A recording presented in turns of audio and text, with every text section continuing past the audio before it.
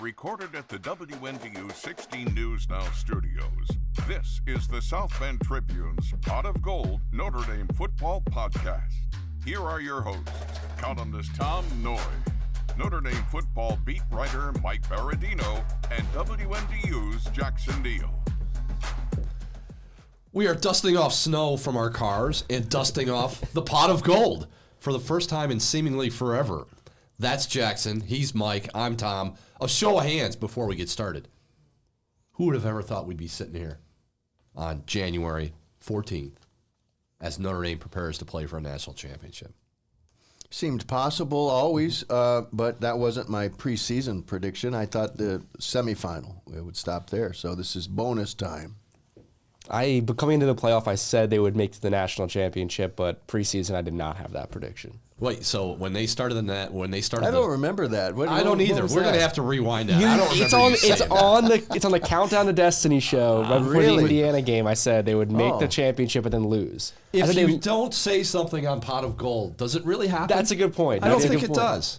We didn't do a pot of gold that week. So it's not official. We have not done a pot of gold since previewing the Indiana game, which seems like a lifetime ago, on December 20th, the first ever playoff game for Notre Dame at Notre Dame Stadium. Since then, they've beaten Indiana. They've beaten Georgia on January 2nd, 2025, because of the terrorist attack in New Orleans. And then most recently, last week in South Florida, Miami Gardens, they beat Penn State 27-24 in the Capital One Orange Bowl. And now, for the first time since 2012 season, Notre Dame at number 7 and 14-1 advances to the national championship game against number 8 Ohio State, 13-2, Monday, January 20th, 7:30, ESPN.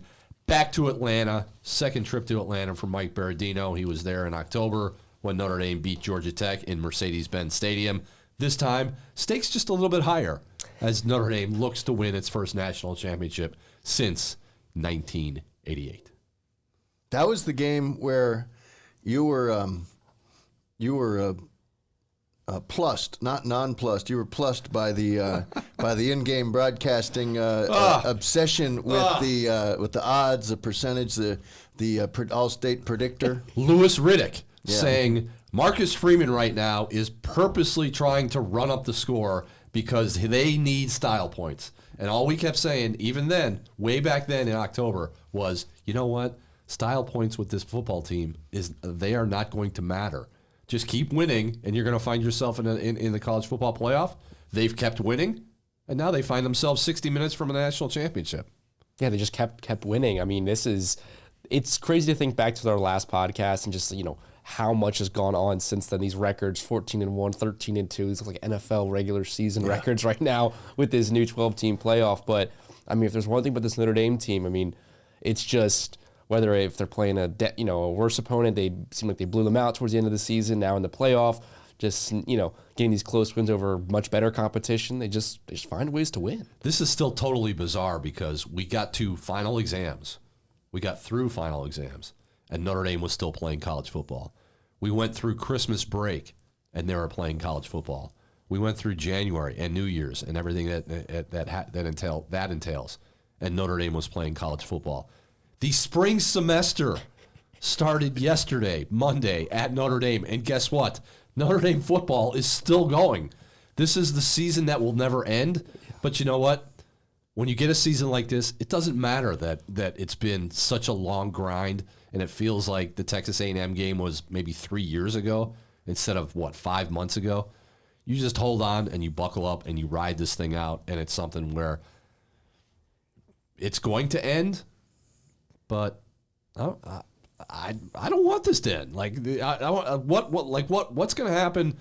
What's going to happen Tuesday, win, lose, or whatever happens on Monday night? What's going to happen Tuesday when there is no podcast, when there is no media player availability next week, no Marcus Freeman press conference, no Zoom press conference? Like, college football season is going to end, but this has been one hell of a ride, I'll tell you that. It's going to feel real weird. I mean, I was at that Notre Dame Boston College men's basketball game last night, Tom. And Oh, you were? yeah, I was. Oh, Yeah, I think I was there too. yeah, exactly. Felt a little weird. I was like, wait a second, basketball season. We're getting like into conference play, but I'm still so focused on football. You don't even. And again, I've been the men's basketball beat writer for 27 years. I can't remember a season that I care less about Notre Dame men's basketball than I do right now, because it's all football, and rightfully so, because when this thing comes out of nowhere, like I just said, you just buckle up and enjoy the ride. Exactly. And men's basketball, yeah, I'd love to cover Notre Dame basketball, but I'd much rather be going to Atlanta this weekend for the national championship football game than going to Central New York and covering Notre Dame and Syracuse from the JMA Wireless Dome. It's not about you. It's not about Jackson. It's not about me. It's not about us. It's about Team Glory for Pot of Gold. This Team guy's been Glory. listening to Marcus Freeman too much. Team Glory. We chose hard today, just driving in here. Oh, We've been challenging everything that we ever thought about a college football postseason. You know what it says back on the wall behind your shoulder? You know what that says over there? You know what it Rinse says? and repeat. No. One pod, one life. One pod, one life. Huh? How about that? That's pretty good. You got to stay present. And, I do think that you can speak some things into existence. And one of the things that Notre Dame has spoken into existence is the mindset that nothing will break them. Right. No injury is crushing. Then they don't want them, but they keep happening, and they've happened so many times that you just kind of, captain there, that's sad, captain there, that's sad. And really, then you had to even tested it with Riley Leonard against Penn State. And everyone was like, you would have assumed, well, that would be the one. And Steve Angeli gets him the 3 points with a little adventure on that drive and a little luck. The fumble was recovered. But do they want to test it again against Ohio State? No. But I would put nothing past a group that this has been an avalanche of confidence. And so it doesn't matter, like you said, they just kept winning. It doesn't matter if those are unranked teams along the way or they were ranked and then they face planted. They spun it forward, and it just became an avalanche of confidence. And they found their identity along the way. And it's still not a polished stone of an offense. It is not. This is a defensive-led team. It's a complementary team where the special teams have set them up, but defense has set the offense up so many times this year and continued to do it again with a plus territory takeaway in a way that you just have to stop questioning it and just say this is the DNA of the 24-25 Notre Dame football product. Like, what did Mike Denbrock say in Miami in Fort Lauderdale last week when everybody wanted to talk to Al Golden, and rightfully so because of his Penn State connections and his Miami connections? Mike Denbrock was like, what, you want to come talk to me about our 90 yards passing? They won a Sugar Bowl with 90 yards passing. Yeah. Like, who does that? But like you said, it is a complementary offense. It is built on defense. And speaking of built on defense, they've got a really big challenge with Ohio State coming in, because you look at all the numbers. You think Notre Dame's defense is good with guys like X Watts and Leonard Moore and everybody on that defense? Ohio State's defense may be better. Yeah, with a crew that they can run out there. It's just they've got. It's funny. I did my 4 players to watch today for Sunday's paper, and it's like, who do you pick off that defense? Like JTT and Jack Sawyer. I didn't Caleb take Downs. JTT's dinged up, right? He is. He hurt his ankle against Texas, so you don't know about JT Tuamola. Jack Sawyer. I went with Cody Simon. Oh, the leading tackler. Shane Simon's brother. Yes. So, and also a guy who is in his, I believe, he's either a 4th-year senior or a graduate student, but it's his first full year of starting, and he's leading Ohio State in basically every defensive category. So he bided his time in Columbus, got his degree, undergraduate degree in finance, and now he's the leading tackler on a defense that has NFL talent all over the place. Mm-hmm. Yeah, I mean, you could have also picked Caleb Downs there, the safety. Right. I mean, he had that one against in that one Texas one where they bounced to the outside. He was all over that play. I mean, he made so many plays, it feels like, throughout this playoffs. There's so much talent along that defensive side. I'd also like to say this is a fascinating matchup so many ways. This is one where, like, the run up to the game, you're torn between the just turning this thing in all directions and examining this is a great matchup, the personalities, the talent, and then when we're watching it, I sense that it'll be a classic, and deadline will be a stressor for everyone. But deadline, there's no such thing as a deadline. Well, there's always rolling deadlines, but and of course the pressure to capture whatever we see. We want to capture it properly, win, lose, whatever. But one of the subplots is the quality, the incredible experience and quality and pay rate for the coordinators on both sides. I mean, you're talking Chip Kelly and Jim Knowles, so former NFL coach and the guy who kind of put, right up there with Mike Leach with reinventing this college football offense that we see, going back to his Oregon days. And, one time was a genius. And then has kind of rebuilt it because Ryan Day and Chip Kelly go back forever. He was New Hampshire. A great mentor. Jim Knowles, Notre Dame has gone up against him now a couple of times, and this guy's been everywhere and is one of those gurus of defense and one of the highest paid defensive coordinators. And we know all about with the aforementioned Al Golden. Al Golden has been around so long and has done so many things. He was the one who gave Ryan Day his first full-time job, his first full-time assistant job at Temple. Hired him as a wide receiver coach. Temple. When Al was the head coach. And Mike Denbrock knows his way around excellence and former Broyles Award finalist himself. Al Golden is this year. And between those four, average age is 59, but they're all in the prime of their creativity, it seems, and they've got these chess pieces on both sides, and they've had attrition. Ohio State's had attrition on the offensive line, and Notre Dame's continues to have attrition on both sides, both lines, and everywhere. But these guys are so good at scheming and at connecting with these players, along with their head coaches, that it's a tasty matchup. Tasty in Atlanta. Tasty. Ohio State leads the country in scoring defense at 12.2 points per game. They also lead the country in passing yards allowed at 161 and total defense at 251 yards per game. They are third in team passing efficiency, scoring team passing efficiency defense. They're sixth.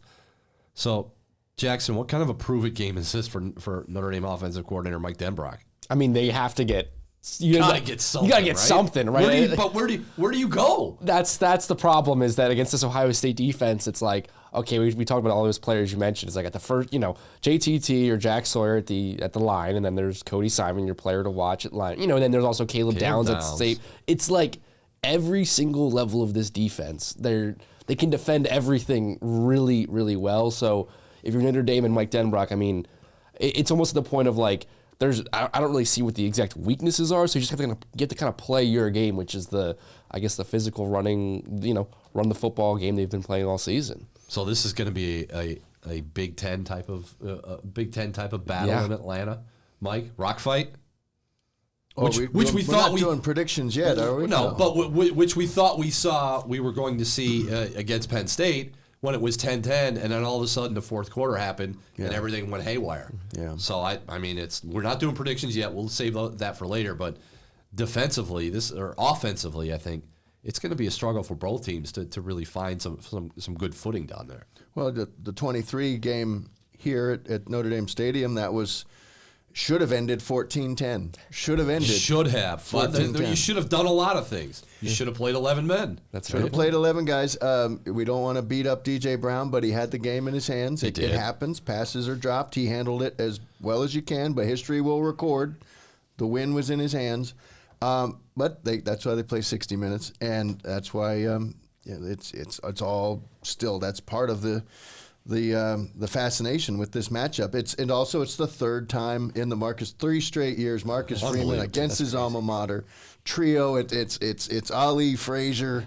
It's the Thrilla in Hotlanta, and it's going to be. I mean, I'd be stunned if this didn't deliver what we're expecting. I just think you're getting two programs on a collision course.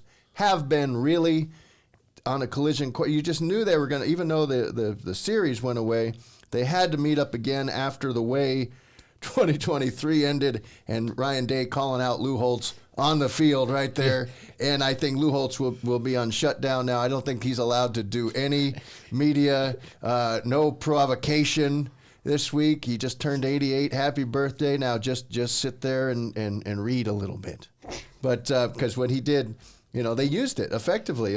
He challenged their manhood, their physicality, and my goodness, it got out of control. But it's good stuff. And the year 3 thing for Notre Dame coaches that get statues, not everybody gets the statue, but you don't, if you basically if you're going to be a statue guy, year 3 is a year. Now Rockne didn't win it that year technically, but everybody else did, and 60 minutes away from statue time. So some things to ponder if Notre Dame wins the national championship.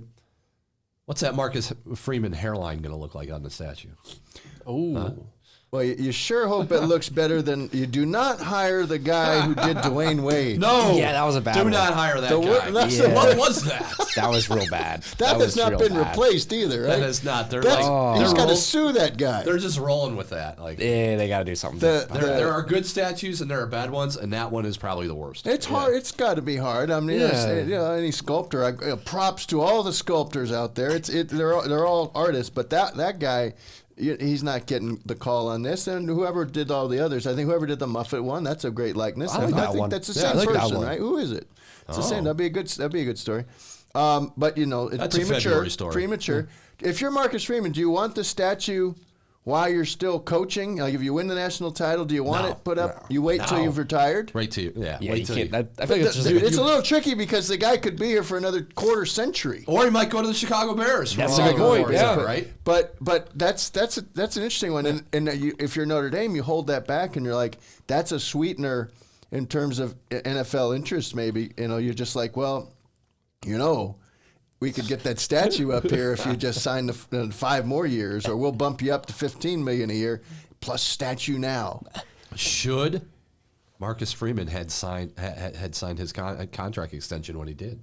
Should he have? Should he have? Oh, absolutely. Yeah, he could have maybe gotten a little bump in pay raise after. Oh, that's still doable. It's all. You can tear up, revisit. They'll be so giddy over there if they win this title. Give him a 15-year contract. Yeah, and then also the people coming, either the Bears are coming after him or something like that. If the Bears come after him or something like that, it's like when you have that many, we have other Jerry bidders Jones, too. It'll Jerry Jones talking to Dion. Why is he talking to Dion? Why not? And they do like their Notre Dame players down there. Exactly. The numbers can always just go up. Jets, Giants, Raiders, all that. It's all possible. But the thing that sticks with me is it was made clear that Marcus's salary, apparently his average salary was pushed up right there in the tier of top of the tier of all coaches without a national title. And then there's this little bump because it's Smart and Sweeney. Mm-hmm. That's it, active. So if he joins that group now, whether it's immediate, whether it's the next true run with NFL stuff, you get him back. You get him up a few more million a year on average to that, and it's totally doable here because it's all. My goodness, you're going to have 20. What they got set aside? $21 million a year to pay the players. Yep. That's for all the players, though, right? That's all the sports.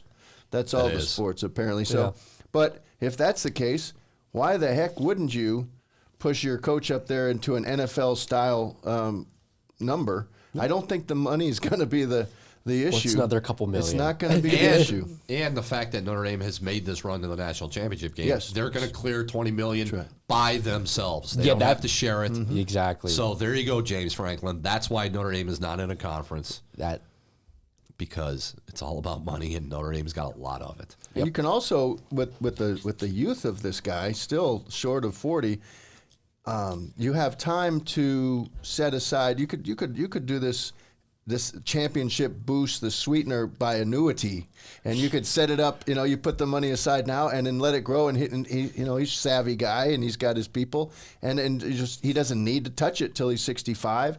And so it's beautiful. It's kind of the reverse of the Bobby Bonilla situation. But I'm already negotiating his extension. They got to win this game first. Still 60 minutes. 60 minutes to go. I'm not sure though that he doesn't get a bump up regardless. I mean, I think he with does. this NFL. Yeah. Just because it's obvious he's on the tip of the tongue of every NFL insider doesn't mean that he really has any interest. I thought Adam Schefter saying yesterday that he'd heard that Freeman was happy at Notre Dame, and if there, that he was hearing more buzz about Steve Sarkisian wanting to get back into the NFL. That was interesting to me. So they've got this thing rolling, and even if, especially if they lose a final, he's not going anywhere. He's not going there. If they win it, box checked. But why not try to be the dynasty? Because you have set your program aside from this rampant greed and individualism and culture collapse of college sports, and then Notre Dame has set itself really apart with this group, at least. Correct me if I'm wrong. They seem to really care about each other. They seem to speak in terms of love and respect and next man and up and everything. The next brotherhood. It's never been more real than with this group, and it does seem to have staying power. You didn't know how this whole thing was going to play out as far as NIL and all that other stuff, but I can't imagine. I never would have imagined that playing out this well for Notre Dame. Just like you said, the togetherness, everybody's on. It seems like they're on the same page. There's not 15 different agendas with this group or that class or those position guys. It just seems like everybody's on the same page. And like you said, win or lose, this program's set up to have a nice little run here in the next 3, 4, 5 years. Oh, yeah. It seems this level of continuity and togetherness that we're not seeing in any sport, not many in college sports in general, whether it's football, basketball, anything like that. The only thing I would say is that you just have to be careful because with this NIL and these transfers and everything, you don't know how quickly that can always change. But at least here at Notre Dame, what you're seeing is there's not really been the exodus of players in the transfer portal. It hasn't been as much movement as the other programs. So I think that's for next week. Yeah, that's for next week. That's what Mike will be on next week with guys leaving. And again, there'll be some guys will leave because that's the way of the world. Guys will leave, but we'll see what happens. Who's who? Some series history before we get back to more Ohio State talk. Ohio State leads the all-time series 6-2. They are 2-0 on neutral fields. The Buckeyes have won 6 straight, dating back to the last Notre Dame win, which was way back in 1936, 7-2. The first neutral site bowl game, this will be the first one since 2016. The Fiesta Bowl, where Notre Dame lost 44-28. Last meeting, we talked about it earlier in the show. DJ Brown drops the interception.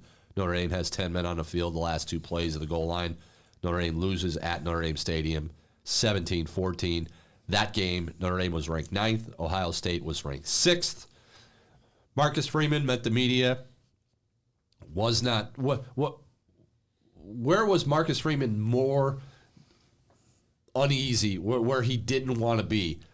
At the Zoom press conference call on Sunday, or sitting next to James Franklin in Fort Lauderdale at a hotel last week? We could do an entire podcast on body language and smirks and the whole James Franklin is a piece of work and has been for a while apparently, and so that's in the past. But to answer your question, I don't think he was very comfortable in either setting because there was work to be done, there was tape to be watched, there was scheming to be done. They don't put these game plans completely to bed until sometimes morning of game. Especially in that Penn State situation where they're 44 hours behind on the turnaround. In this case, they're 24 hours ahead, and a little extra time than Ohio State had, but really shouldn't be a factor. And those answers were especially good answer on the historical significance there at the end. Good answer about Martin Luther King and his legacy. And you're going to Atlanta. I mean, that all lines up and needed to be addressed well in terms of inspiration. But the one about Ohio State and the full circle question, shut that right down. Now, will it be the last time he gets asked? No. When he sits there for the long, this is going to be the long version there. And now it'll be day right next to him, right? Or they give them each their own. Don't they have their own day on Saturday? Their own times on Saturday? Well, they'll have that, and then they'll sit together again on then on Sunday. So he'll be asked about it again, and maybe that's why I'm in the clubhouse with something already. Him talking about the disappointment as a player of playing for a national title 2 straight years. Asked this before the Georgia game in New Orleans, and he had the setback in the near miss in Glendale, where he has subsequently coached the bowl game, and then in New Orleans as the Ohio State linebacker. And James Laurinaitis is on this Ohio State staff after his best friend, spent a year here as a GA with Marcus. And, that subplot, we have that, and people want to check that out, they can. But I don't know that he's going to be all interested in reminiscing. And it's a real, who else is going to be uneasy this week? Jim Tressel. Jim Tressel's not going to be, so great on this topic, maybe even refusing to get into it because he's got to be torn. And that's what's, they're neighboring states, and Notre Dame's not a state school, but it's certainly the football face of Indiana and of course, an international program. And Ohio State's an international brand, too, as a football machine. And collision course. If you want a good laugh, go back and watch the coaches' press conference from the Orange Bowl last week, where the moderator at that media hotel in Fort Lauderdale is discussing the media schedule, and the cameras on Marcus Freeman, and the face and the reaction of Marcus Freeman when the moderator tells everybody about the media party that night. And he just has this look, and he looks over at his people at Notre Dame and is like, what in the world am I doing here? Can I just get the heck out of this room and go back and watch film or do something? And I believe that's the great Don Jackson. And in this would be Don Jackson. I am Don Jackson. Yep. And so he also he moderated the post-game press conference as well. And they had to be exhausted. Every minute counted. They wanted to get out of there. They played a game. They've talked about it for an hour, and he had to do his whole wrap up. God bless him. He had to do his whole wrap up there in that voice, that great voice of God, and make sure that he commended the student athletes and Coach Freeman. Blah, blah. He's a local legend, yes. And it was his show. We were just all observing it. What about tickets for Monday? If you want to sit in the 300 level of Mercedes-Benz Stadium, is there a bad seat in that house since you've been there, Mike? I haven't gone up to the rafters, but it is a really cool. I think you'll like the press box, even though we're in the corner. It was plenty of room. And the fact that it'll be closed, I would imagine, because it's going to be cold at this time, right? It is. It's supposed to be cold next week. They did have it open. Oh, okay. They did have it open for Notre Dame and Georgia Tech. The dome, and the way it opens is unusual, but I don't think we're going to get to see that. But that means that, say, kickers and punters, they're going to have a little more benefit, I think, this time on the indoor thing. Now, Mitch Jeter didn't get to kick there. He had warmed up for that game and was hoping to come back just a week after the Stanford setback. And that was where he really messed up his leg on a kickoff. But he didn't make it to the post for that one or the week after, and it took until Florida State for them to try it. But indoor kicking usually good for everyone. Section 300 level at Mercedes-Benz Stadium, ticket to Monday's game. 2 tickets together will run you $1,295 a piece. And this is interesting. 4th row behind the Notre Dame bench, 2 tickets, $4,013. 3rd row behind the Ohio State bench, $7,088. Oh. Basically the same section. This from StubHub.com. So if you don't have tickets and you want to go, it's going to cost you. What's the line on this game? I know what it is, but we haven't told the people. I don't know. I'm not a line guy. You don't know what the line? You're not? 9.5. It started at 9.5. That's what it opened It's been at. Bet down to 8. Yeah, right around 8. Down to That's what I 8. saw, So a lot of early action on Notre Dame. When these teams played in 22, this is how far the program's come, you could say. I believe it was 17 at that time. Notre Dame was a 17-point underdog at Ohio State. That's at Ohio because they're playing at Ohio. Yeah. Well, They're playing at Ohio State. 2.5 points. And Marcus Freeman's first game on the road. And Tyler Buckner's first game as a quarterback. Yeah. So Yeah. But a lot of unknowns about Notre Dame. I was surprised it opened at 9.5. That seemed a little, and obviously that's the a market, little high. Yeah, it seems. This is a 1-score difference. I would have been thinking more like Ohio State 4 or 5 at the most. But they have their reasons. Those dudes in the desert know what they're doing. And but I still, sometimes they're wrong as well. Yep. I mean, that the line. They're not setting it to predict the score, by the way. They're setting it to have the most action on both sides, and then they collect the 10%. It's all about the action. But remember, they collect their 10% vig, and they go buy a new boat. And then, but remember that Texas Arizona State game? I think it was like a 13.5 point line. Remember how that one ended up? You know, so it's like, yeah, a lot of times you see these lines in these playoff games. It's, you know, they're sometimes pretty accurate, but other times not so much. Who do we have as a special guest? We have Bill Rabinowitz, the Ohio State beat writer, longtime football beat writer from the Columbus Dispatch, our Gannett friends. We will talk to Bill Rabinowitz. Rabinowitz. Bill Rabinowitz, massive head cold I'm working with right now. You are. So stay over there. Oh, wow. Yeah, keep the studio nice and. I'll give it to you this weekend. So we'll talk to Bill. We'll talk Ohio State. We'll touch a little bit, since it's been so long, maybe just touch on a little bit of the Penn State win, the Georgia win, which was an experience in itself, being down in New Orleans during the terrorist attack. Like we said, it's been a while since we've done one of these, with Indiana being the last one because of holidays and work schedules and everything else that entails the holidays. So we are back, and we will be back with our special guest right after this. Guest spotlight time, Bill Rabinowitz, Columbus Dispatch, covers Ohio State. Bill, was there a surprise that Ohio State's playing for a national championship this weekend? Did you ever think you'd be going to Atlanta this weekend after the Michigan game?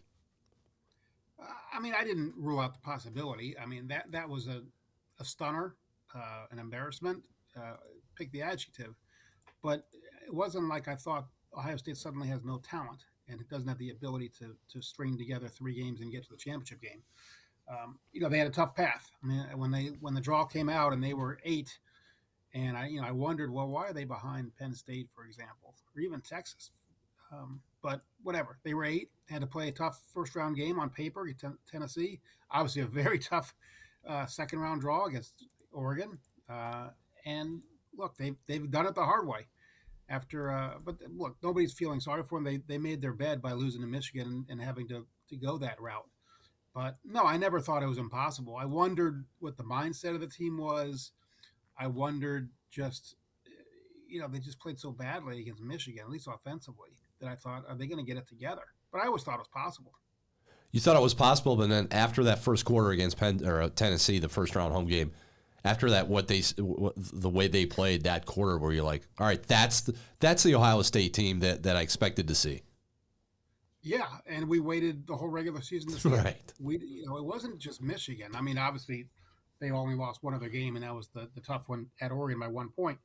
But they didn't look like a national championship team for most of the year. Against the bad teams, they blew out the Purdue's and the non-conference games. They didn't lose to Northern Illinois. Ouch. But without losing to Northern Illinois, Notre Dame may not be here. Well, you can say the same thing about the losses that Ohio State had. Yeah. If they don't lose to Oregon, do they fix their defense? If they don't lose to Michigan, do they have, do they get it together? So talking about blessings in disguise, I think those were the case. But even against Penn State and Indiana, which were their 2 big wins, they didn't just dominate those teams. They struggled. They fell behind 10-0 to Penn State. It was tied 7-7 with Indiana till 2 punt plays changed that game. So when we saw them do what they did to Tennessee and then especially Oregon, we're like, oh, it was there all along. We thought it was there. We hadn't seen it, but there it is. We saw this last round, the semifinal round, Texas threaten to tie that game and then have about the worst result you could have in the deep red zone. And Ohio State has dominated defensively in the red zone all year, defensively. And Notre Dame, solid down there because they can run Riley Leonard, but not exactly. I mean, they're top 20, but it's converting those red zone trips into touchdowns, not always the case. It feels like this may be where this game's decided both ways, and I wonder, what is it about Ohio State besides the obvious talent, besides Jim Knowles' scheming? What is it that's been the common thread in their thwarting of teams as they get down into that red zone? Because They're right there with, it's interesting too. You mentioned Northern Illinois, which did lose 5 times, but they're very good in the red zone defense too, as it turned out. So, and Army and Penn State are top 4 also red zone defense touchdown wise. Anyway, long question. Why is Ohio State so tough to score a touchdown on when you get down near the goal line?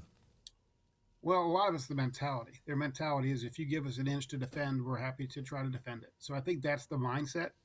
But also they've got really good players. Tyleek Williams and Ty Hamilton on the inside are just, sometimes unmovable.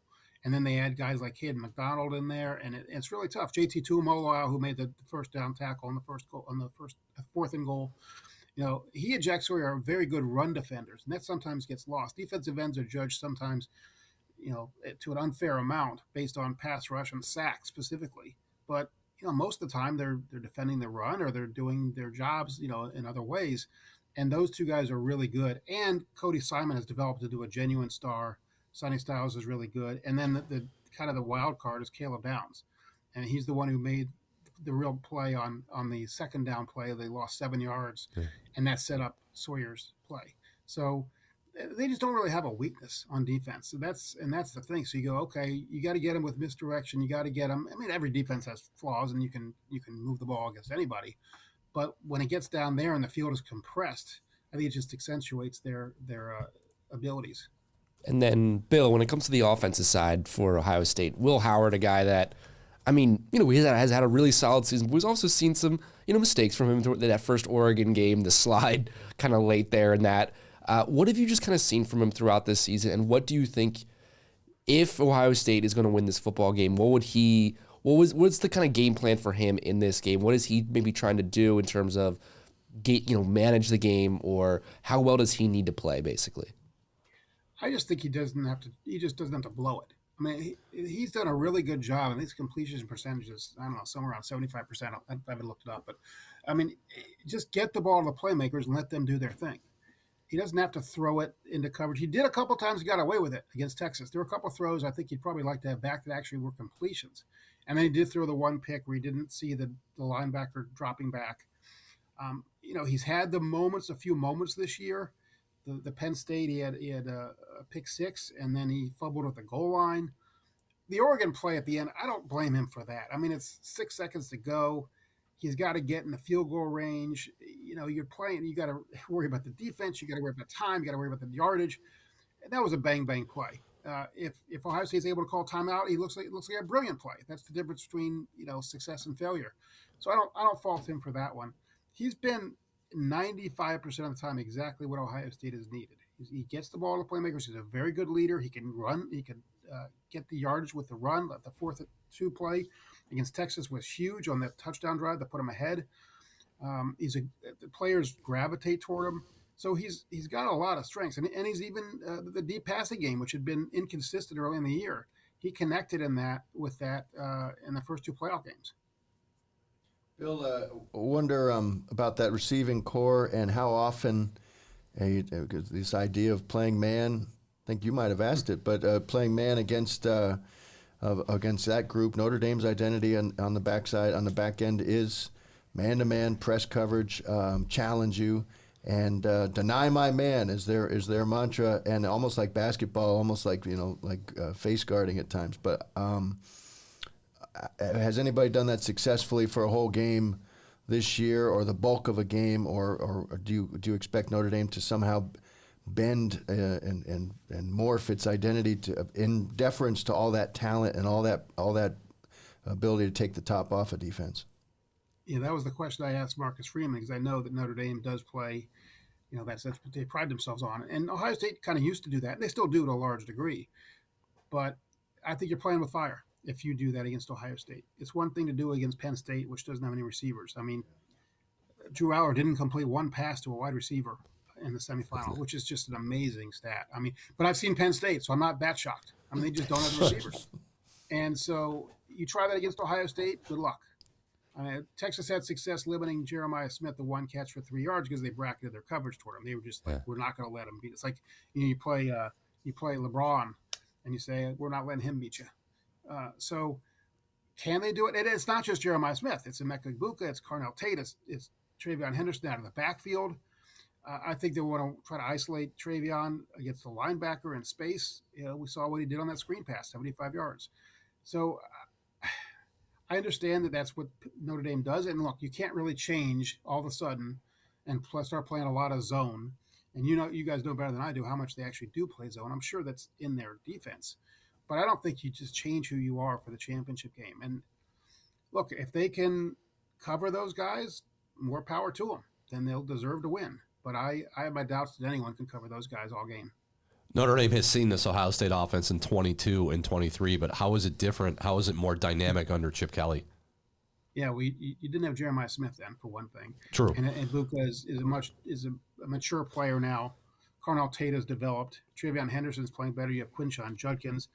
And, people remember some of the throws that Kyle McCord made in the game last year. He also threw a couple, at least one on the last drive that should have been picked. And if Notre Dame picks off that pass, then it's different outcome. So I think that, look, Kyle McCord had a great year at Syracuse. I think that was a win-win situation for both player and team. But I think that this is a much more dynamic offense. And remember, those games were early in the season when when Ohio State was trying to feel its way. Now they know who they are. They have confidence, and so it's a very different team. And Ohio State's defense is much better, and the complementary aspect of it, of the offense knowing they can take some shots because they feel like the defense has their back. It makes a difference.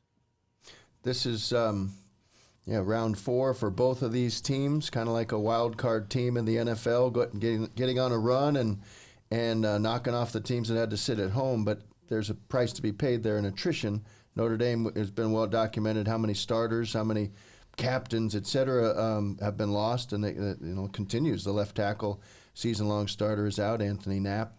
They'll have had 8 different starters after this game on the offensive line, I would imagine, because they'll move either Jagusa or Tosh Baker will start at left tackle. But what's the attrition like here just in the postseason? What's that been like for Ohio State? How will that be a factor on the 20th? Ohio State overall has been pretty lucky. The one area where they haven't been is on the offensive line, where they lost 2 of their 3 best players. Josh Simmons was lost in the Oregon game, a knee injury, and then Seth McLaughlin before the Indiana game with a torn Achilles tendon. So they had to move Donovan Jackson from left guard, where he was an all Big Ten player, to left tackle, and he's really done quite well. The first game he had to play was against Abdul Carter, and more or less held his ground and has been very good since then. But I think Ohio State's starting 9 players. I think that's what it is for Ohio State on the offensive line. So that's the one area. But other than that, there were some scares in the Texas game. JT Tuimoloau went down with an ankle injury, but he came back. Cody Simon was shaken up, but he came back. Denzel Burke didn't play in the second half of that game. There's speculation whether it was performance-related or injury-related. They said it was injury-related, but they think he was going to play against Notre Dame. Look, everybody's hurt this time of year. It's just the reality of it. It's a matter of, can you play with it? And Ohio State's been overall pretty fortunate in that regard. Jim Knowles, this is another round for him, and the reputation is there, but sometimes the message doesn't always get through to these players, and some there's been some breakdowns. Overall, year 3 of this is year 3 of Golden. This is year 3 of Knowles. Where are things there with the Bear defense? Well, they only use the Bear defense at the goal line. That's not their standard defense. Yes. It's really good. They were number 1 in the country in almost every category. It's a major category. And like I said, you look at the defense. You go, where are the flaws? You say, okay, well, Denzel Burke had a terrible game in the first Oregon game. And Davis Nigmanos, and the other cornerback, is very handsy and is prone to pass interference calls. But other than that, you go player by player and you go, well, that guy's a stud, that guy's a stud, that guy's – this is really an NFL team. A lot of these guys would have been in the NFL if they hadn't come back. I would bet that they're going to have like 15 guys at the NFL Combine. Now, the interesting thing is, they're not going to have anybody that's a top 10 pick. I'd be shocked if they have a top 10 pick. But from the middle of the first round to the 4th round, it's going to be a run of Buckeyes. It's just you're not going to be able to keep up with them. So they don't have the superstars, although maybe Jack Sawyer is becoming that. Well, let's preface that by saying if Caleb Downs were NFL draft eligible, he'd be a top 5 pick. Jeremiah Smith would be the number 1 pick, I think. So of the draft eligible guys, they've got a bunch of guys who are going to go, you know, late first round to fourth or fifth round, or whatever you might be. Um, and so what that means is you really don't have a lot of holes. And Notre Dame, as we know, doesn't have much of a passing game, at least a downfield passing game. So I expect Ohio State to stack the line, dare Riley Leonard to beat them, and take their chances. And has quarterback run been a problem for Ohio State in any particular game as you think back, even throughout the Knowles time, or is that something they have covered pretty well? Yeah, no, that's a fair question. In fact, in the first two playoff games, Tennessee's only offense really came when Nico scrambled. I mean, that was the only thing they could do. And Dylan Gabriel, we know, is a good scrambler, and had some plays that way. Quinn Ewers really isn't that kind of guy, but even he had a scramble. Yeah, that's the one thing I think scares Ohio State about Riley Leonard is that yes, he's pretty nifty when it comes to that stuff, and obviously Jeremiah Love's a really good running back, but it's tough to run against that defense. It just really is, especially since I know he's been banged up too. And Ohio, it's funny. Tennessee had a stud running back, he got knocked out early. Oregon had a stud running back, he got knocked out early. I'm not saying Ohio State did that, but it's just they've kind of dodged bullets that way, or they've just been so good the guys have said forget it. Ohio State wins on Monday. Will that be enough for people to embrace Ryan Day? I would hope so. Like seriously, even if I get it. I mean, there is a small faction of Ohio State fans. What the number is, I don't know. I'm not Gallup poll, but yes, there's a small faction of Ohio State fans that think the Michigan game is everything, and if you don't beat Michigan, no matter what happens the rest of the year, it's a failure. Well, it was a bad game. They laid an egg. I'm making no excuses for what happened on that day. But the ultimate prize is to win the national championship. They don't put, somebody said this, they don't put on the stadium, the years they beat Michigan. They put the years they won the national championship.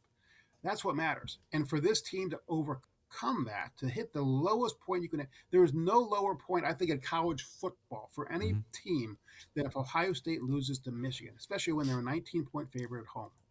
And so to endure that and the scorn and the abuse and all the stuff that came with it, and to rally around each other, because it was that team against the world at that point. I mean, there were people going to the Tennessee game that I do think there were Ohio State fans going to that game that kind of hoped they'd lose, because then they thought, okay, we can get rid of Ryan Day. I think, again, a minority of fans. I think most fans hope they win. But, the fact that he beat Tennessee badly, I mean, it was 42-17, but it wasn't even that close, that they jumped up 34-0 on the number one team in the country, that they beat Texas in Dallas, a very good team, with just self-destructing in offense. I mean, Ohio State penalties haven't been a huge problem for Ohio State this year, and they just constantly shot themselves in the foot on Friday. And to overcome that and win that game, and if they beat Notre Dame, I mean, you'd have to be like Scrooge to say, well, they didn't beat Michigan. I mean, yeah, they didn't. But what's the big prize here?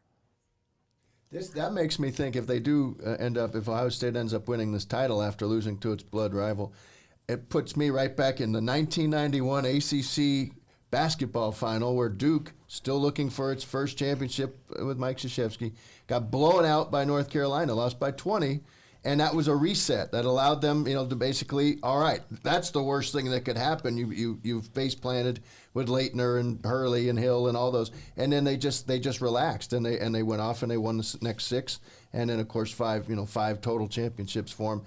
That was you sometimes losing to the ultimate rival, the last team on earth you want to lose to on the biggest stage that to that point they'd ever met at. Is somehow purifying or just gives clarity, and maybe that's what they're writing. How do Ohio State fans view Marcus Freeman? Is there a jealousy? Do they daydream still? No pun intended about him coaching Ohio State someday. He has this. What was the reaction when the long extension was announced? Honestly, I never pretend to speak for Ohio State fans. I mean, I don't go on message boards. I don't listen to talk radio. I just do my job. But I think for the most part, I mean, I think people are proud of him, happy that an Ohio State guy has achieved what he's achieved. Look, he's the first black coach to reach the championship game. That's a hell of an achievement. That's great. He's a young guy, just turned 40. So I think there's a lot of pride with Marcus Freeman and his success. I don't think it really adds a whole lot. Oh, we got to beat Marcus Freeman too. That's gravy. I don't really think there's that sense at all. Again, I'm speaking more of my perception of things than reality. I really don't know, but it's not like I'm trying to think of a coach that I mean, if they were playing hardball, they'd want to grind him into the ground, right? I mean, I don't think there's any of that with Marcus Freeman. Now, he did make the comment years ago about coming to Notre Dame. Something like he didn't want to make the mistake he made the first time around. Whatever that comment was. I think back then kind of rankled people. Yeah, but I don't think that's lingered. He has not turned 40 yet, by the way, Bill. He's just 39, and his mom's 39 last week. So he's making history for Asian Americans and for Black Americans, and if he can make this just to make the championship, he's opened so many eyes and made so many young people maybe consider a career in coaching. So all that's cool. Why? You asked about Ryan Day, but I guess in general terms, what's something about him that would, I don't know, he seems to be performing from a distance. You know him very well. We don't. He seems sometimes, even that whole post-game thing with Lou Holtz, that was just so weird. I want to know where Lou Holtz is right now. He almost seems to be playing the role of almost like, Urban Meyer not available, so the role of the Ohio State coach would be played by Ryan Day. And is it let us know something that makes him seem more real. That was uncharacteristic when he said it that night. And I just filed my game story. I was going down to do interviews, and I'm kind of getting text or whatever like, "You were Ryan Day?" So I have no idea what Ryan Day said. And then I was like, "Oh, that was." That got under his skin. Clearly, it got under his skin. He's a very intense guy. I mean, I think to understand Ryan Day, you have to know that his father died by suicide when he was a kid. He was like 8 or 9 years old. And he had 2 younger brothers that he essentially kind of had to raise. He had to grow up overnight. And so certain things really bother him, like when Harbaugh said he was born on third base. I mean, I think anyone would be just outraged by the look. Who really was born on third base? Harbaugh grew up in a coach's family, had it fairly easy in terms of that. Ryan Day went to New Hampshire. He, the backwater of, nobody. I mean, he was nobody. And so I think there is a little bit of that in him, the underdog mentality. He's a really competitive guy. Urban Meyer, everyone talks about how competitive Urban Meyer is. Ryan Day is just as competitive. He's just doesn't kind of express it the same way. But the players, I'm telling you, the players love him. They really do. And I don't think they're just saying it. I think I've talked to enough of them, and you could tell with body language and the tone of voice, whether it's sincere or not, it's sincere. And Jack Sawyer just has said over and over, I'd play for this guy 1,000 times over. I talked to Jack Sawyer's mom yesterday for a story about just her reaction. The family went through after that game. And she said, yeah, everyone loves Ryan Day, and he's got a good family. He's got 3 kids that he tries to be as present in their lives as possible.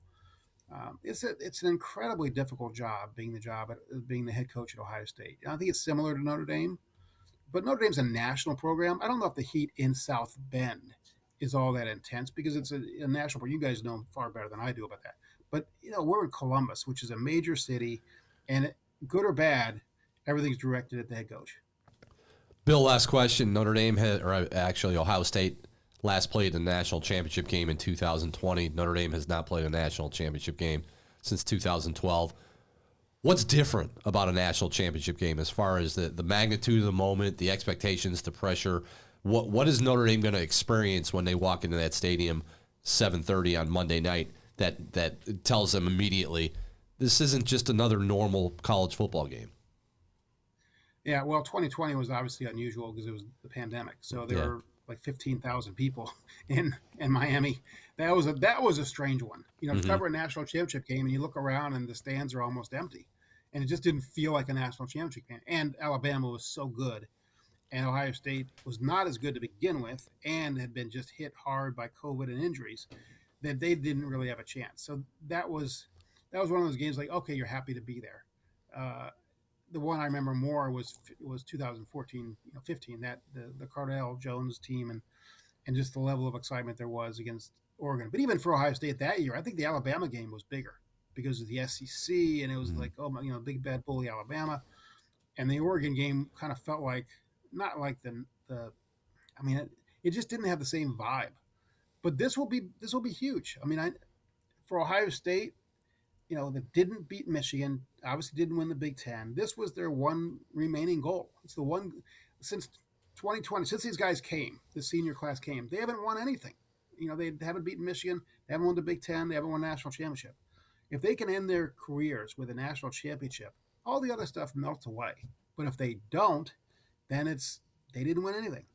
And so that's the pressure on Ohio State. Now, look, I think Ohio State's better than Notre Dame. I think that it's not a great matchup for Notre Dame for a number of reasons, injuries being one. But it's hard for me to imagine Notre Dame winning with a one-dimensional offense. I think they're going to have to throw the ball some. They got to show that they can do it. Because if they allow Caleb Downs and those guys to just get in the box, it's going to be really tough for Notre Dame. But, it is different. National championship game is special. I know, it's been 1988 that's the date that everyone associates with Notre Dame. And so, but I would also say that for Notre Dame to get to this point is pretty impressive, especially after losing to Northern Illinois when everybody counted them out. It really counted them out to even make the playoff, right? I mean, it was like, if you lose to Northern Illinois, what hope do you have? And they got it together, and they've been really good. So we'll see. They have a really good defense. They play really hard. They're a cohesive team. But I don't think they've seen anything like Ohio State yet. Prediction. It's funny. I just looked up. Our editor sent us. We had to do it before the Texas game, which is whatever. I think I had 24-16 Ohio State. If I were to do it now, I think Ohio State's going to score more than 24 points. The question is, can Notre Dame score, keep up with them? I think Ohio State's going to win, and I think they're going to win comfortably. But I can see a scenario in which Notre Dame kind of mucks it up, that they play really good defense, and it's a tight game, and then you get no tight game in the fourth quarter. Who knows what can happen? Bill Rabinovitz, Columbus Dispatch, covers Ohio State. Appreciate the time. Safe travels. We'll see you down at Atlanta this weekend for the national championship game. Sounds great. Thanks for having me on, guys. You got it. Thank you. Thanks, Bill. Thank you. Easiest segment of the show. Hardest segment of the show for some people. With the initials MB. One hot take, one score prediction. Who wants to go first? I'm sure Jackson wants to go first. I'll go first. Mike's he's right. I have my score, and I like to kind of pull that hot take out of the ether. There you go. Okay, well, I'm going to start with my hot take is that Jeremiah Smith scores 2 touchdowns. It has to be a Notre Dame take. Has to be a Notre Dame. This is a Notre Dame podcast. I don't remember that. I'm saying the Benjamin Morrison injury is finally felt for Notre Dame. I think that you lose a player like that. We talked all year long where that's such a tough injury, and it really hasn't, for the most part, hasn't really stopped them that much throughout the season. I think Leonard Moore on line 1 for you, Jackson. I don't know. He wants to talk to you about that. Jeremiah Smith on line 2. He's going to have 2 touchdowns. I think that at the end of the day, it's going to be too tough to stop this Ohio State passing game. He's going to break free, and I have Ohio State winning 31-17. There you go, Mike Berdino. Well, the hot take would be Riley Leonard will find Mitchell Evans for 2 touchdown passes himself, and in this red zone, Ohio native, this red Mitchell zone Evans. puzzle will be solved. Ohio State, as we spoke with Bill earlier, is just awesome in the red zone on defense, but Mitchell Evans has been trending upward, so that's where I'm going. And how about this one? Score: Notre Dame 33, Ohio State 27 in 2 overtime. Whoa! We don't want that. 2020. What? 2020 in regulation. I had to go through, make sure I got all the math. We didn't even talk about 2-point conversions. I'll have to do something on the fact that neither team has a 2-point conversion this year, so why wouldn't this all end up with something like that? But I'm just going 2 overtimes, so 33-27, Notre Dame, the drought is over. One hot take. Mitch Jeter did it once. last week in Miami Gardens. Mitch Jeter is going to do it again in Atlanta. Final score, Notre Dame 17, Ohio State 16. All the pressure right now is on Ohio State, and it will continue to build when it's a 3-3 game or a 7-7 game. Everyone expects Notre Dame, or everyone expects Ohio State to roll over Notre Dame. And we've seen this before in the NCAA tournament or the NFL playoffs. The team that's expected to win has all the pressure. Notre Dame has been playing with just, you know what, we're just going to go ahead and just wing it since Northern Illinois in September, and they do it again. So the deeper this game goes, the more pressure is on Ohio State. Notre Dame's going to just figure out a way, just like last week in Miami Gardens when it's 10-10, 17-17, 24. You didn't know how Notre Dame was going to get out of there with a win, but you just kind of figured they were going to get out of there with a win, and then they get out of there with a win, and I think they're going to do it again. So 17-16, the drought, as Mike Berardino said, is over. First national championship. We'll be back here next week to talk on the Pot of Gold about Notre Dame's first national championship since 1980. No refunds if that's wrong. No refunds. We're not refunding anything. No. We don't have any money to refund. How are we going to refund it? We don't have the money. I'm just saying. So for Jackson Neal, for Mike Berardino, I'm Tom Noy. This has been Pot of Gold. We'll be back hopefully next week to wrap up this 2024 season. Next week it is definitely over. So stay tuned. Thanks for listening. This has been the South Bend Tribune's Pot of Gold podcast, your home for insightful Notre Dame football coverage and analysis.